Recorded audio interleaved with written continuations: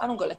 Loftul face de 2 mai petrecere tot așa, virtuală, cu avatar. Îți iei masă, dacă ai masă la loft,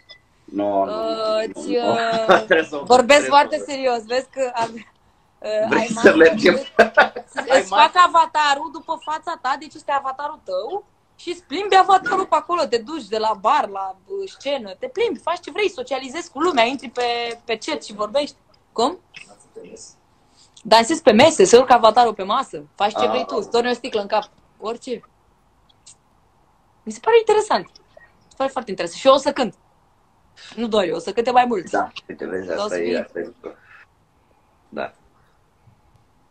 S-a înregistrat frumos pe cromă și după aia frumos se face pe spate dita mai stage-ul, știi?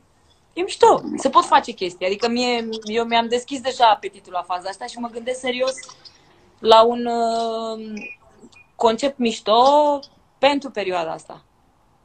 Cu lucruri pe care nu le poți face. Cu chestii pe care nu le poți face într-un live normal. Într-un concert, da. Adică ce vrei? Vreau să zbor pe un cal. Pe un unicorn. Nu știu, vreau să mă aduc o navă de extraterestri pe scenă. Vreau să fim underwater tot, să fim sub apă, într-o lume dintre asta, știi? O să faci, și ceva cu extraterestri, că ai văzut știrea aia pe care a lansat-o pe